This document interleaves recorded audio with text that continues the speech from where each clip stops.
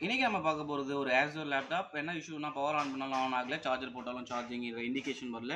Model வந்து பார்த்தீங்கன்னா Acer E15. So before that லேப்டாப்பை டிஸ்அசம்பிள் பண்ணுறதுக்கு முன்னாடி நம்ம கஸ்டமரோட சார்ஜர் வந்து ஒர்க் ஆகுதான்னு செக் பண்ணிடலாம்.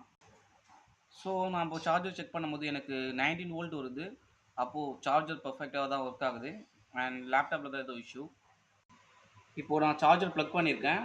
நான் பவர் ஆன் பண்ணாலும் எனக்கு பவர் எல்இடி இண்டிகேஷனும் வரல அண்ட் சார்ஜிங் ஏற இண்டிகேஷனும் வரல. ஃபுல் ஸ்க்ரூஸும் டிஸ்அசம்பிள் பிறகு ஜஸ்ட் வந்து இதை வந்து பேக் சைடு, அதாவது வந்து பேக் சைடை வந்து கீழே வச்சுட்டு ஃப்ரண்ட் சைட்லேருந்து அப்வர்ட்ஸ் தூக்குனீங்க அப்படின்னா இதை டிஸ்அசம்பிள் பண்ணிடலாம். அண்ட் பிஃபோர் தட் வந்து உங்களுக்கு வந்து கீபோர்ட் கனெக்டர் அண்ட் மவுஸ் கனெக்டரை வந்து நீங்கள் பிலோ பாட்டம்லேருந்து ரிமூவ் பண்ணணும். அண்ட் ஓப்பன் பண்ண பிறகு ஜஸ்ட் வந்து போர்டை வந்து நம்ம பார்க்கணும்.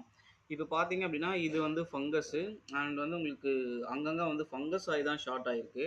அண்ட் இப்போது இந்த சைட்லாம் வந்து பார்த்தீங்க அப்படின்னா உங்களுக்கு ஒயிட்டாக வந்து ஃபங்கஸ் ஃபார்ம் ஆகி இருக்குது. அண்ட் இந்த சைடும் பார்த்தீங்கன்னா ஃபங்கஸ் வந்து ஷார்ட் ஆகிருக்கு. யூஸ்வலாக வந்து இது எதனால் நடக்கும் அப்படின்னா, நீங்கள் வந்து ஒரு 1 ஆர் 2 வீக்ஸ் வந்து லேப்டாப் வந்து ஒரு கபோர்ட்லேயோ அந்த மாதிரி வந்து இந்த சின்ன சின்ன சிலந்திங்க அந்த மாதிரி இருக்கிற இடத்துல வச்சாலோ, இல்லை நார்மலாக நம்ம கபோர்ட்ஸில் வச்சுருந்தாலோ, இந்த மழை சீசன் அப்போ என்ன ஆகும் அப்படின்னா நமக்கு சின்னதாக ஃபங்கஸ் மாதிரி ஃபார்ம் ஆகும். அண்ட் நம்ம யூஸ் பண்ணாமல் இருந்து திடீர்னு வந்து ஒரு 1 வீக் அப்புறம் எடுத்து ஆன் பண்ணும்போது அது கொஞ்சம் அந்த இடம் வந்து ஈரப்பதமாக இருக்கும். அந்த ஏரில் இருக்கிற ஈரப்பதம் வந்து நமக்கு அந்த காற்று மூலிமா போர்ட்லேயும் கொஞ்சம் அது வந்து போயிருக்கும். அண்ட் நீங்கள் ஆன் பண்ணும்போது அது வந்து சப்போஸ் வந்து அந்த 5 வோல்ட்லேயோ 9 வோல்ட்லேயோ உள்ளே இருக்கிற காம்போனண்ட்டில் வந்து டச் ஆகும்போது அந்த ஈரப்பதம் வந்து உங்களுக்கு வந்து போர்டில் வந்து ஷார்ட் ஆகிடும் அண்ட் பவர் ஆன் ஆகாது.